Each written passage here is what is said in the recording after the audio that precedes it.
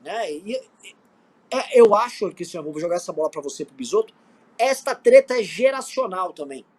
É geracional, porque o choque que a gente precisa dar de produtividade é um choque para a gente melhorar as condições de vida de quem está entrando no mercado de trabalho e quem vai se qualificar, certo? Essa crise que você me passou do tiozão, da pessoa mais velha que está tendo que se adaptar, vai ser mais difícil. E outra coisa, para pagar a aposentadoria dele, vai ter que ter um jovem muito produtivo. De preferência um jovem que não vai estar ganhando renda básica universal. Porque alguém vai precisar pagar essa conta. Também não temos as grandes empresas, as sedes das grandes empresas. O Google não vai ficar no Brasil, né? A Amazon não vai ficar no Brasil, o Facebook não vai ficar no Brasil, nenhuma dessas empresas vai, nem as chinesas. Então, para gerar o imposto para pagar isso aí, o jovem vai ter que trabalhar para um cacete. Esse jovem vai precisar romper com os mais velhos. Jogo aí a bola para você com essa treta. A gente tem uma situação para o jovem hoje. O Brasil perdeu muita competitividade do ponto de vista econômico, né? Para a pessoa. Quer dizer, a gente empobreceu em relação ao mundo. Se você imaginar um jovem começando a sua vida profissional hoje, quanto ele precisa trabalhar para comprar o carro dos sonhos dele? Quanto ele precisa trabalhar para comprar o seu apartamento, para ter... Porque os apartamentos também estão cada vez menores. Mas você imaginar que um jovem que vai se casar, que vai ter filhos, 1, 2 filhos, né? Também não dá para ele morar num lugar tão pequeno assim, então ele precisa, né, planejar para ter um apartamento um pouco melhor, ou uma casa, enfim. Mas como é que hoje, quanto tempo você demora com a sua realidade profissional para construir esse mínimo de estabilidade? Pô, se você pensar muito sobre isso, né, o jovem ele acaba que ele não tem, primeiro, não tem alternativa, ele tem que trabalhar mesmo, ele tem que ir atrás, e ele não consegue compreender muitas vezes esses desafios para frente, né? Isso acaba sendo uma realidade que a vida vai revelando aí ao longo do tempo. Mas está muito difícil para o jovem. E quando você olha para o público mais velho, que já não tem renda, que está aposentado, a gente tem que lembrar que, além do custo de vida muito alto, hoje a gente vive uma realidade como sociedade que é do consumo, né? A gente é estimulado a consumir o tempo todo. Os produtos têm o que o mercado chama de obsolescência programada, ou seja, quando eu lanço um iPhone em 2020, eu sei que em 2021 aquele meu cliente que comprou o 2020 vai querer trocar pelo modelo novo, porque eu vou fazer de uma forma que aquele... E isso em 2020 a Apple já sabe o que ela vai fazer, boa parte que ela vai fazer no modelo de 21. Mas ela vai guardando essas novidades para que você acabe se sentindo frustrado de ter aquele telefone que você pagou, sei lá, 10 mil reais, e que aí no ano seguinte o teu colega de trabalho, o teu vizinho, o teu amigo do bar, o teu colega do vôlei de praia, porra, ele está com um modelo mais novo que o teu. Aí você começa a se incomodar com aquilo. É uma coisa louca, mas isso acontece, né? A vida deles lá na década de 80, 70, 60, era muito mais simples, né? Só você ver a quantidade de coisas, de alternativas que você tinha no mercado, por exemplo, que você tem hoje. Tem inúmeras coisas que você não precisa, mas que você acaba levando, porque você, de alguma forma, se sente estimulado a comprar aquilo. Então, e esse pessoal já aposentado e tal, ele não vai se ajustar a isso. Então, obviamente, esse dia a dia também gera uma frustração, gera essa revolta, que aí ele abraça qualquer barco que simboliza essa revolta. Né? Como você falou, era o pessoal que estava contra os militares na década de 80, né? Fez campanha pelas diretas já, Tancredo, etc. E hoje abraçou Bolsonaro em razão dos militares, que está tudo uma esculhambação. Mas por quê? Porque ele guarda aquela lembrança de que a vida dele era muito melhor lá atrás. E realmente era. Entendeu? Só que a gente precisa fazer uma análise mais profunda dos motivos que levaram essa vida a ficar desse jeito, né, a piorar na sua qualidade, nas suas possibilidades, e também ter um entendimento claro do que é preciso fazer para a gente resgatar esse equilíbrio, porque hoje a gente está completamente fora desse equilíbrio, entendeu? Então, fica aí esse desafio para que esses caminhos... Isso a terceira vez tem que colocar de forma muito clara para poder dialogar com esse público, entendeu? A gente tem que... não dá... as pessoas querem entender de fato como é que a vida delas vai melhorar, porque a vida delas está muito ruim.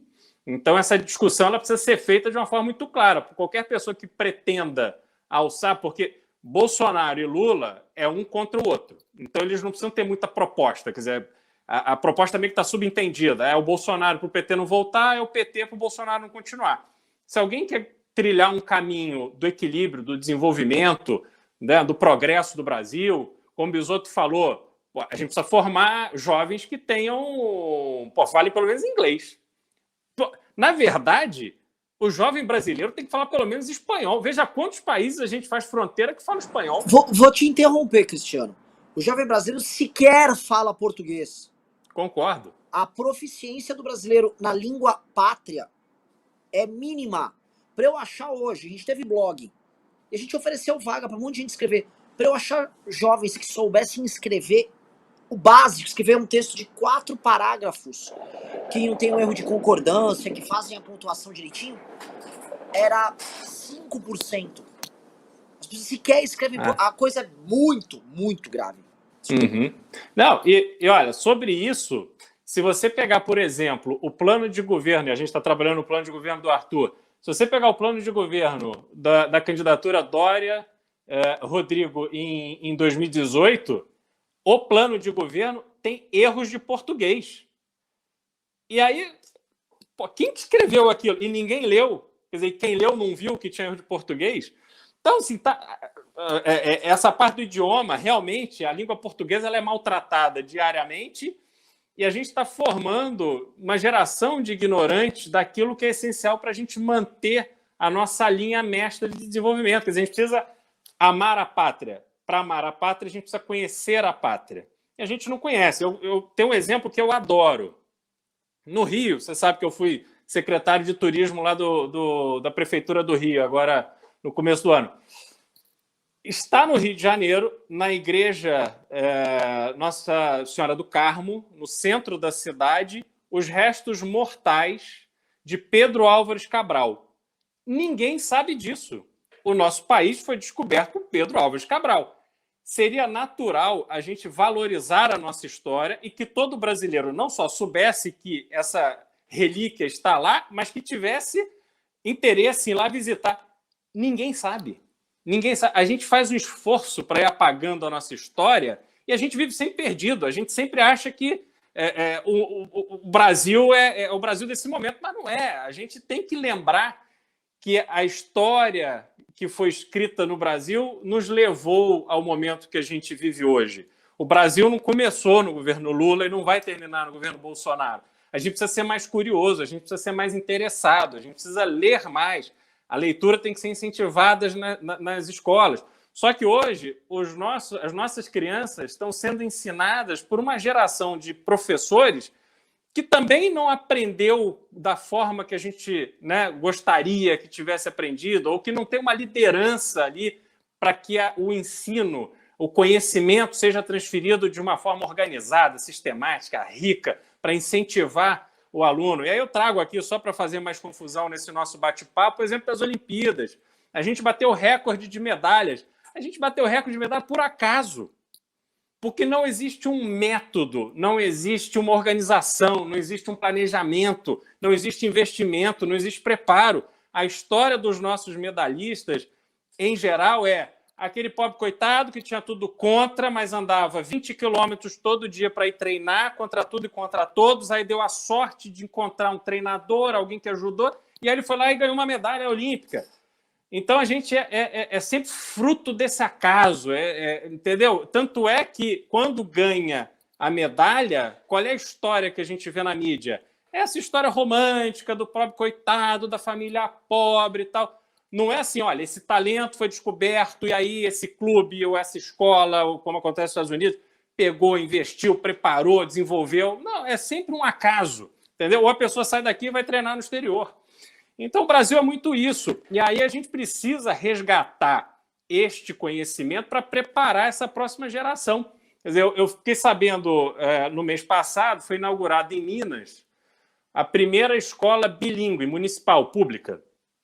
Pô, isso tem que ser uma regra. E eu ainda acho mais, acho que a gente tem que ser ousado. As melhores escolas têm que estar nos piores lugares, nos lugares com menor índice de desenvolvimento humano. Por quê? Porque é só na escola que a gente vai transformar a população. Né? Não adianta a gente querer pegar e meter só polícia lá onde tem domínio do tráfico, etc. Se a gente não resgatar as crianças naquilo que existe melhor, para que elas se preparem para o mundo que está por vir e fazer isso com inteligência, com organização, com planejamento, não adianta. É enxugar gelo. E a gente vai estar aqui sempre reclamando e, né, se lamentando dos mesmos